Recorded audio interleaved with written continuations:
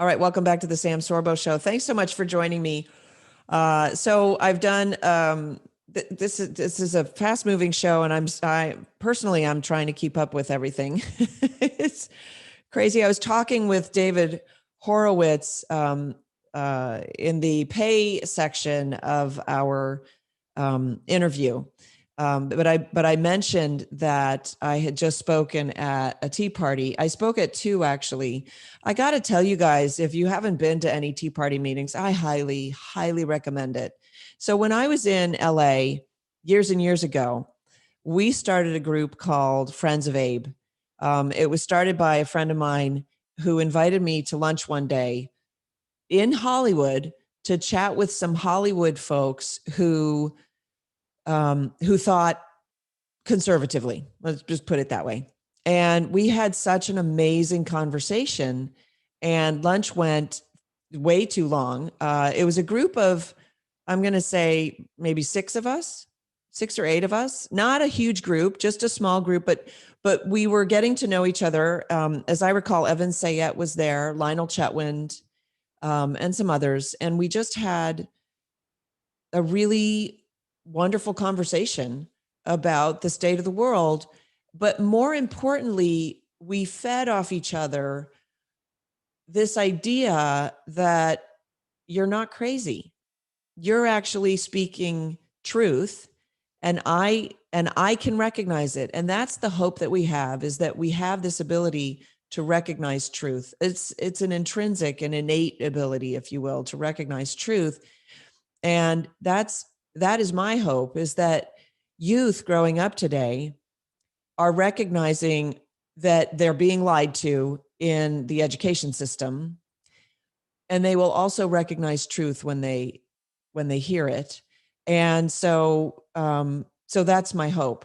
So I spoke at these 2 tea parties. If you follow me on Instagram, you've maybe seen a couple postings of that. I got standing ovations both times, which is pretty cool. And I think the reason is because people go to these meetings and they want to hear truth, because they want to feel like they're not the crazy ones. And the left is very, very busy making us feel like we're the crazy ones. No, you have to go along with this man declaring that he's a woman. Of course, that's science. Like, no, it's not. No, he isn't. And we can discuss pronouns separately. I can put that aside. But as a grammarian, I struggle when somebody says, take a photo with my daughter and I. No, it's take a photo with my daughter and me. I know, I'm such a stickler. So you think you're going to get me to use the wrong pronouns? I struggle using the wrong pronouns, even though it's accepted English grammar at this point to say, to use the plural pronoun to refer to a singular subject. The student didn't turn in their book report. No, it's his book report. It's not their book report, right? And that's not even, that's sort of more egregious than the ones that they're putting through now. And it's just laziness. It's just not understanding grammar. All right. That's got to get boring for you guys. Sorry about that. So I wanted to talk briefly about this shift that I see happening. There's a shift in how we get our news. And it's because we are waking up. We're not becoming woke. We actually are awakening to this idea that news programs are not giving us the news. They are giving us opinions. They are changing their, how do I put this? They're giving us their opinions. And so we are only getting part of the story. And it used to be that the news programs, frankly, it used to be before we had newspapers, people went to church to get their news.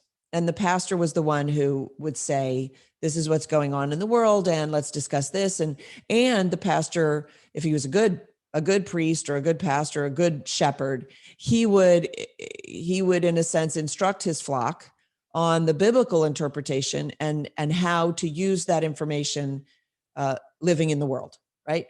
And then in early America, even with the newspaper, well, newspapers weren't super cheap. A lot of people used to go to church, and it was a whole day thing. And the pastor would share also the news from the world. In fact, there's a movie out now with Tom Hanks called News of the World, which it's a lovely Western. Frankly, it's pretty interesting movie. I enjoyed it. Let me just put it that way. I enjoyed it. But Tom Hanks's character he's a guy who can read. And so he travels around with newspapers that he picks up on his travels, and he brings them to sort of remote areas and holds town meetings. And that's how he makes his money, is everybody pitches in a little bit to hear the news of the world. And that's how people used to get their news. And then the newspapers became more prolific, and pretty soon you could just pick up your newspaper anywhere. And of course, television, they started broadcasting the news. And initially that was just reading what was reported in newspapers. Newspapers actually traditionally were political.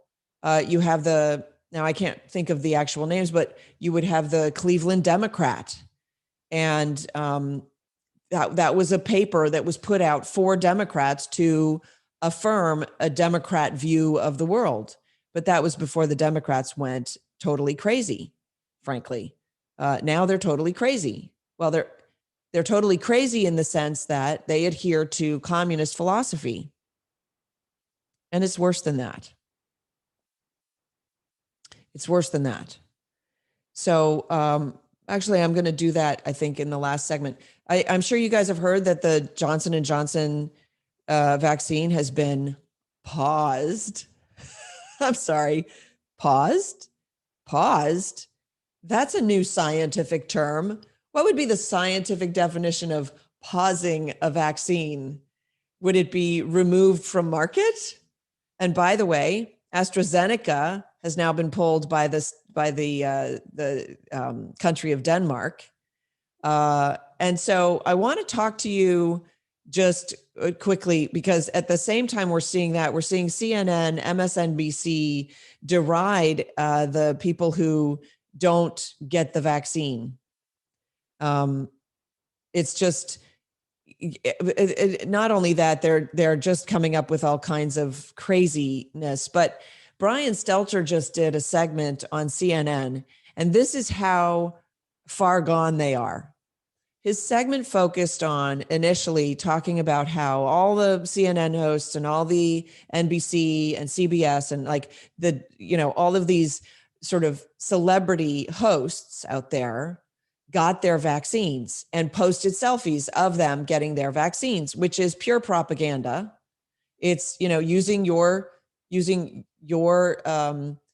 social status to promote your ideology, which is perfectly legal. I'm not saying this, I'm just saying it's basically just displaying wokeness, right? Hey, I got my vaccine. Make sure you get yours. None of them have, I guarantee, I shouldn't guarantee this, but basically the majority of them haven't done any research on it. They refuse to hear any of the naysayers. Those people who naysay the vaccine or question the vaccine, and I should stop calling it a vaccine, it's a shot, who question the shot and question this entire campaign, have been muted on YouTube, removed from YouTube, muted on Twitter, removed from Facebook, like my husband was removed from Facebook. And so we have all of that. And Brian Stelter covers this on his CNN piece, and he shows the snippets, the selfies that everybody's taking. I got my vaccine. Don't forget to get yours. Here's my second shot. And his commentary was, where are the selfies from the Fox News gang? And mind you, what's funny is he listed them all by name. So he's calling them out. Where are their selfies? Not, did they get the vaccine? Just why didn't they post about it? Why aren't they trying to propagandize the public like the rest of us good communist, lockstep, fascists are. It's crazy. It's crazy. Thanks for joining me on the Sam Sorbo Show. I've gone to a new formatted, so I have divided my weekly show that's radio up to a few different pieces that I release on YouTube and soon to be released on Rumble, also available at locals.com, sorbos.locals.com. Thanks for joining me. If you enjoyed this, please share and subscribe and tell all your friends. This is the Sam Sorbo Show, where we're sharing truth and having fun. Thanks for joining me.